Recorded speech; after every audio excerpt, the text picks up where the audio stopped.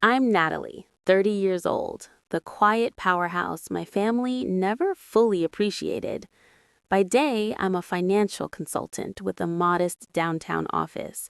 By night, I'm the one who quietly funds family emergencies, celebrates birthdays, and fills gaps that no one thanks me for. My parents have never married me off, not out of neglect exactly, but because they never felt the need. They assumed I was too busy building a life, and in the meantime, I could be the invisible bank that supports everyone else. The invitation to my brother Tyler's wedding arrived 3 months in advance. I was thrilled for him, truly. Tyler had always been the golden child, charismatic, confident, and naturally magnetic. His bride, Jessica, fits seamlessly into the family fantasy, charming, photogenic, effortlessly adored. I, as usual, was to be the supportive backdrop, the adult who quietly handled logistics, generously chipped in, and made sure the event ran smoothly. I didn't hesitate to help. I sent in a generous contribution to their wedding planner, covered a portion of the decorations, and even secretly tipped the caterers to ensure their evening felt seamless. My own expenses were modest. I didn't need recognition. I just wanted Tyler and Jessica's day to be perfect. I never imagined that my generosity would become the centerpiece of ridicule. The night of the wedding arrived. The ballroom glittered with crystal chandeliers, soft music, and floral arrangements so extravagant they could have been in a magazine spread.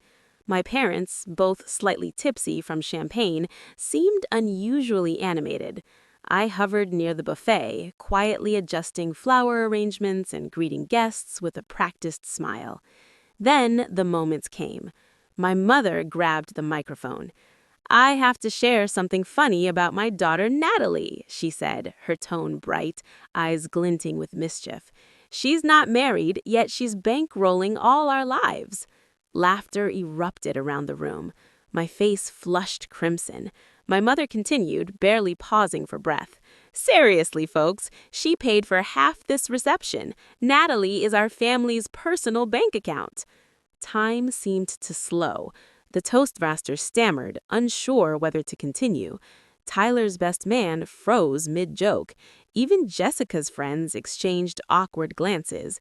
And there I was, standing as though invisible electricity ran through my veins, my carefully cultivated composure beginning to fray. Later, during family photos, I was again relegated to the periphery. Couples paired perfectly, arms linked, smiles aligned, while I was shuffled to the edges. My father raised his glass during his toast, clearly enjoying the punchline. To Tyler, who found love, and Natalie, who found success, I guess. Money can't buy happiness, but it sure pays for weddings. The room erupted in polite laughter. By the time I ducked into the ladies' restroom for a moment of quiet, my patience had reached its limit. Jessica appeared, casually, as though we were old friends having a quick chat. "Natalie," she said, leaning against the counter, "next year I'll need a little help with a down payment. Maybe 10,000?"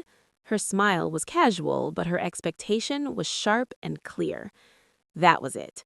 I realized then that my family didn't see me as a person. They saw me as a bank, a resource, an endless reserve. Every act of generosity I had offered, every gift or loan, had been treated as both obligatory and amusing. My heart throbbed with a mixture of irritation and clarity. I pulled my mother into the hallway. "Mom," I said, calm but resolute, "do you know how much I've contributed over the last 3 years alone? Gifts, loans, covering expenses, over $25,000.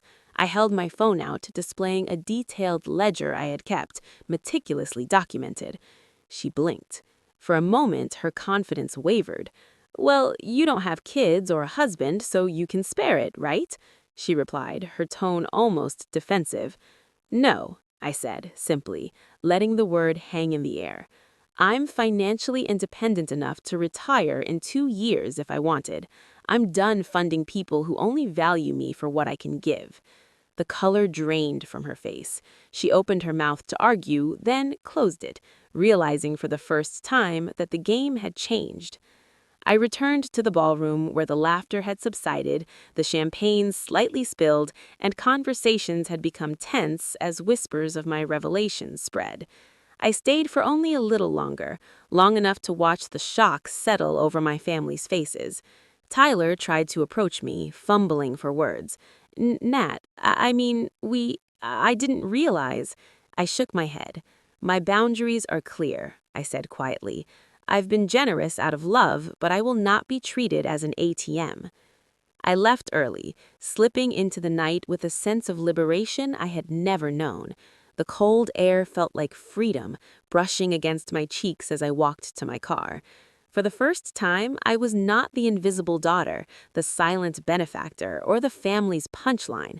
I was Natalie, the woman whose worth was hers alone to determine. Over the following months, the effects were immediate. Every request for money, family, friends, or distant relatives was met with a firm, polite refusal. Some were shocked, others incredulous, but I no longer wavered. For the first time, I was prioritizing myself, not as an act of revenge, but as an act of preservation. I used my savings not to bail anyone out, but to invest in my dreams. I traveled alone through Europe, staying in small boutique hotels in Paris, exploring art galleries in Florence, and wandering the canals of Amsterdam with a sense of wonder and ownership over my own life. In each city, I relished the quiet autonomy that had been denied to me for so long. 6 months later, I purchased my dream home, a modest but elegant loft in the city, bathed in sunlight, filled with books, plants, and memories of my independence. I began a relationship with someone who admired my drive, my discipline, and my capacity for generosity, but crucially did not take it for granted. For the first time, my wealth and success were a shared joy, not a tool for family amusement or entitlement. My family, predictably, called more often after that, but the calls were tinged with hesitancy, respect, even a touch of envy. Tyler and Jessica's honeymoon had gone over budget. My mother's offhand remarks about helping Natalie's finances became absent. For the first time, my generosity could exist on my own terms. Reflecting on that night at the wedding, I realized that my mother's mic was a revelation in disguise. Her laughter, intended as humiliation, had lit a fire that I had long suppressed. I had allowed my family to define my value for too long, measuring my worth against marital status and perceived usefulness. But I had discovered a fundamental truth. The most powerful investment I could make was not in their happiness, or even in their approval. It was in my own freedom, my own peace, and my own prosperity. I no longer feared being alone. I no longer felt compelled to justify my life to anyone who judged it by their standards. My financial independence was a shield and a statement, but more than that, it was proof that a life built with intentionality, discipline, and self-respect could flourish in ways my family had never imagined. And sometimes, when I walked past the framed photos of Tyler and Jessica's wedding that I had contributed to, I smiled quietly. Their laughter at my expense had been a catalyst, not a condemnation. It had propelled me toward the life I had always deserved. The irony was delicious. They had laughed, mocked, and assumed I existed only to serve them. Yet here I was, fully in control of my finances, my choices, and my happiness. No toast, no microphone, no casual remark could diminish the life I had deliberately constructed. I had finally learned the ultimate lesson. Generosity is a gift, but independence is priceless. And in that knowledge, I discovered a profound satisfaction. I was no longer the daughter who paid silently. I was Natalie, the woman whose worth could never again be measured by others' expectations, and whose life was richer, freer, and more joyful than anyone had predicted.